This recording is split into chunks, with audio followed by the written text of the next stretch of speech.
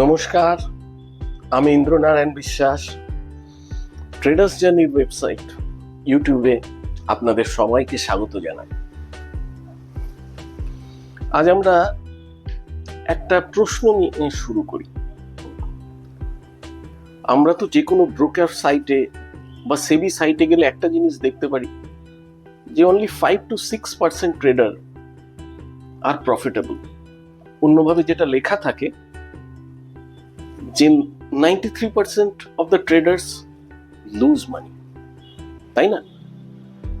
তাহলে আমরা বলতে পারি 5-6% of the traders gain money আর 1% ধরে নিচ্ছি no loss no gain। তো এটা কোনোদিনও ভেবে দেখেছেন যে কেন খালি 5-6% ট্রেডাররা পয়সা রোজগার করতে পারে? একটু ভাবুন তো, এটা হয় কেন এরকম?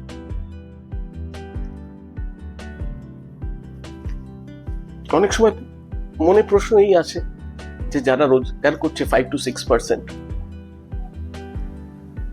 তারা হয়তো অনেক বেশি ইন্ডিকেটর জানে, অনেক বেশি স্ট্র্যাটেজি জানে। আজকাল তো আবার আমরা এটাও দেখছি যে এআই অনেক স্ট্র্যাটেজি বলে দিচ্ছে, লোকে এআই তে করছে, অ্যালগোতে করছে, তাই কি? তো অ্যাকচুয়াল ব্যাপারটা হচ্ছে তারা অনেক বেশি স্ট্র্যাটেজি বা ইন্ডিকেটরস নয়, তারা একটা প্রসেসের উপর কাজ করে এবং দীর্ঘদিন প্রত্যেক দিন তারা এই প্রসেসটাকে আরো উন্নত করছে। তাদের একটাই প্রসেস, নিজেকে আরো ডিসিপ্লিন করছে। আমরা বেশিরভাগ ট্রেডার্সরাই লস হলে কি করি? একবার ভেবে দেখুন, আমরা লস হলে কি করি? একটা নতুন ইন্ডিকেটরে চলে যাই, অন্য একটা নতুন স্ট্র্যাটেজিতে চলে যাই, ভাবি হয়তো আমরা একটু কম জানি, সেই কারণে আমরা প্রাইস অ্যাকশনের নতুন স্ট্র্যাটেজি শিখতে চলে যাই, ইলিয়াট ওয়েভ শিখতে চলে যাই। অনেক সময় তো আমরা এক মেন্টর ছেড়ে আরেক মেন্টরের কাছে চলে যাই, তাই না? এইভাবে দেখবেন নানান জায়গায় কত টেকনিক্যাল ইনস্টিটিউটস গড়ে উঠেছে, স্টক ট্রেডিং কোর্সেস এর কত একাডেমি গড়ে উঠেছে, হয় না? এই একাডেমি থেকে ওই একাডেমি, এই মেন্টর থেকে ওই মেন্টর, স্ট্র্যাটেজি চেঞ্জ করি, মেন্টর চেঞ্জ করি, একটা জিনিস আমরা চেঞ্জ করি না কোনোদিন, ইরেসপেক্টিভ অফ আমাদের যা রেজাল্টস হচ্ছে, আমরা নিজেদের কোনোদিনও চেঞ্জ করি না, তাই না? নিজেকে বদলাই না। আরো একটু শিখতেই পারলে, আমারও এটা ধারণা আছে যে আরেকটু শিখতে পারলে, আরো 2-4টি ইন্ডিকেটর যদি জানতে পারি, তাহলে অবশ্যই নিজেকে একদম সাস্টেনেবলি প্রফিটেবল ট্রেডার করতে পারবো। ট্রেডিং এর সবচেয়ে বড় সমস্যা হচ্ছে নলেজের অভাব নয়। এখানে দেখবেন দীর্ঘদিন ধরে যারা এই মার্কেটের সাথে যুক্ত এবং প্রফিট করতে পারেনি, তাদের যদি অধ্যবসায়, তাদের যদি পরিশ্রম আপনি দেখেন, আমরা তাজ্জব হয়ে যাব যে এত পরিশ্রম, এত নিষ্ঠা করে পড়ে যাচ্ছে। সবচেয়ে বড় সমস্যা হলো যেটা, নলেজের অভাব নয়, ডিসিপ্লিনের ওপর, একটা সিস্টেমের ওপর, একটা প্রসেসের ওপর কমিটমেন্টের অভাব। আপনাদের 10টা স্ট্র্যাটেজির দরকার নেই, একটা স্ট্র্যাটেজি ভালোভাবে যদি ফলো করা যায়, তাহলেই হয়তো সেই 5-6% প্রফিটেবল ট্রেডার্সদের ক্লাবে আমরা নিজেদের অন্তর্ভুক্তি করতে পারব। কি দরকার? একটা স্ট্র্যাটেজির উপরেই ইনডেপথ নলেজ, একটা স্ট্র্যাটেজির উপরেই মাস্টারি। একটা উদাহরণ দিই ছোট করে। একটা স্ট্র্যাটেজি, যেরকম ধরুন একটা সিম্পল স্ট্র্যাটেজি যে গোল্ডেন ক্রসওভার হলে, গোল্ডেন ক্রসওভার আশা করি আমরা অনেকেই জানি। গোল্ডেন ক্রসওভার কি? যে 50 এক্সপোনেনশিয়াল মুভিং অ্যাভারেজ বা simple moving average 200 exponential moving অ্যাভারেজকে নিচের থেকে কাট করছে, ঠিক আছে? তো এরকম যদি গোল্ডেন ক্রসওভার হয়, তাহলে আমি সেই স্টকটা বাই করছি আর 200 মুভিং অ্যাভারেজ স্টপ লস থাকছে। মানে স্টকটা যদি আবার ক্লোজিং বেসিস 200 মুভিং অ্যাভারেজের নিচে চলে আসে, তাহলে স্টপ লসে বেরিয়ে যাব। তো নেওয়ার সময় আমি বুঝে যাচ্ছি আমার কতটা রিস্ক। মানে আমি যখন 200 টাকায় নিচ্ছি, তো 190 টাকা, 180 টাকা, যেখানে 200 মুভিং অ্যাভারেজ হচ্ছে তার নিচে বন্ধ করলে আমি বেরিয়ে যাব। তো ওই 10-15 টাকা রিস্ক ইনিশিয়ালি ভেবে নিন 1:2 1:3 রিস্ক রিওয়ার্ড রেশিওতে আমরা এন্টার করছি।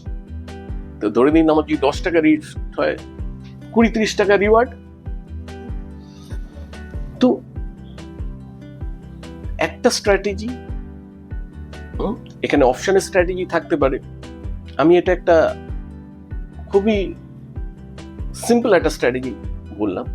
তো স্ট্র্যাটেজি সাথে রিস্ক ম্যানেজমেন্ট থাকবে। রিস্ক ম্যানেজমেন্ট কি? জেনারেলি রিস্ক ম্যানেজমেন্ট বলে আমার যদি কোনো ট্রেডে আমার লস হয়, যে কোনো ট্রেডে আমার যদি লস হয়, সেটা যাতে আমার 1%-এর বেশি ক্যাপিটাল ক্ষয় না করে। তার মানে আমার যদি 1 লক্ষ টাকার ক্যাপিটাল থাকে, আমি একটা ট্রেড নিলাম, সেই ট্রেডে যদি আমার লস লাগে তাহলে 1%-এর মধ্যেই আমার লসটা থাকবে। অন্যভাবে বললে আমার প্রতিটা ট্রেডে 1000 টাকার বেশি রিস্ক থাকবে না। তো একটা সিম্পল স্ট্র্যাটেজি, তার সাথে রিস্ক ম্যানেজমেন্ট এবং সাথে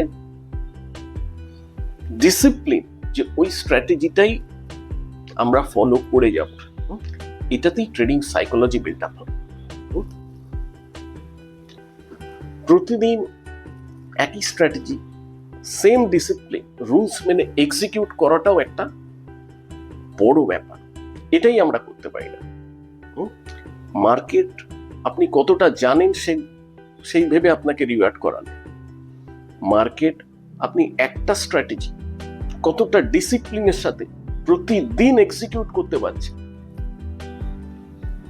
এই এক্সিকিউট করার পারদর্শিতার উপরেই প্রফিটটা নির্ভর করে। আমি এই চ্যানেলটা আবার করে শুরু করছি,